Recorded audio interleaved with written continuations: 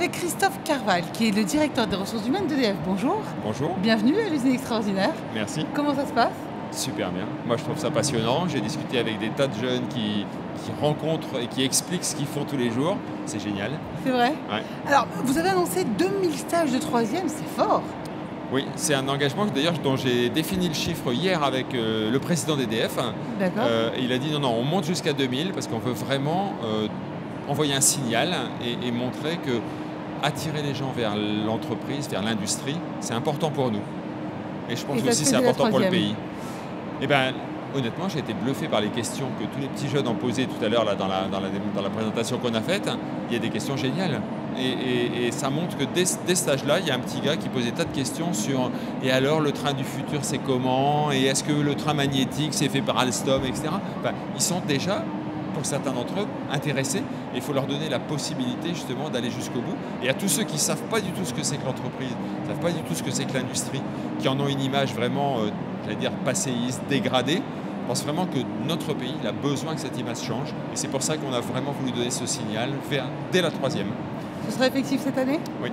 D'accord, donc immédiatement. Il y a un sondage YouGov qui dit qu'un tiers des jeunes rêvent de travailler dans l'énergie. Vous, EDF, qu'est-ce que vous en pensez? C'est génial. Hein. Je pense qu'effectivement, l'énergie, c'est vraiment pour de nombreuses années un sujet qui va être au cœur des enjeux du pays et peut-être même de la planète. Il y a vraiment des enjeux de transition énergétique, d'émergence d'énergie renouvelable, de réflexion sur le nouveau nucléaire, de réflexion sur le solaire, l'hydraulique, les véhicules électriques. Comment je vais pouvoir transformer la mobilité d'aujourd'hui, qui est très carbonée, dans une mobilité qui soit bas carbone et qui en même temps permette aux gens de se déplacer, etc.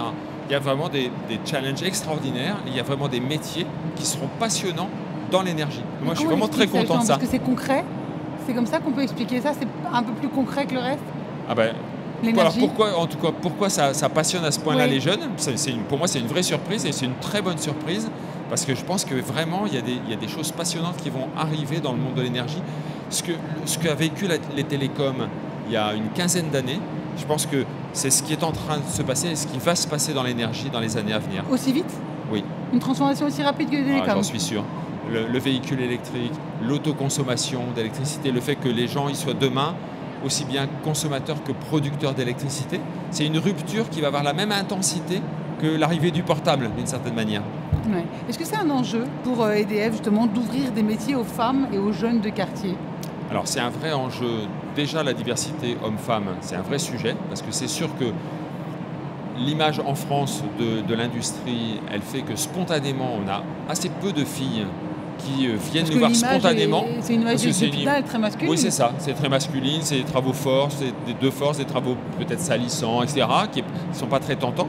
Et donc, on a 300 femmes d'EDF qui vont dans tous les lycées, dans tous les collèges, pour dire, mais il y a aussi des super postes à prendre pour les filles dans l'industrie. Venez donc voir, venez tester, parce qu'il y a des choses géniales à faire. Et ça marche vraiment super bien, et tout doucement, alors qu'on était... La plupart des femmes chez nous, elles étaient d'abord employées dans les métiers clientèle, commercial, marketing, etc. Tout doucement, on voit apparaître 10, 15, 20% de femmes et on embauche de l'ordre de 30% de femmes dans nos métiers techniques aujourd'hui grâce à ce travail d'explication, de présentation. Et pour les quartiers, le fait d'offrir ces 2000 stages prioritairement pour les gens qui viennent des quartiers, c'est là aussi la manière de montrer que notre entreprise, elle veut représenter la population dans laquelle on est. Et donc, il faut aussi qu'on ait des gens qui viennent de toutes les origines, de toutes les géographies, etc., de la campagne, de la ville, des banlieues. Et donc, offrir ces 2000 stages, c'est une possibilité. Comme on le fait aujourd'hui, on offre 6000 places d'alternants dans notre entreprise, ce qui permet à 6000 jeunes, tous les ans, de découvrir en alternance et d'obtenir leur diplôme en travaillant avec des gars. On a 5000 tuteurs qui accompagnent ces gens-là, qui sont passionnés, qui les aident à avoir leur diplôme, qui les accompagnent dans l'entreprise.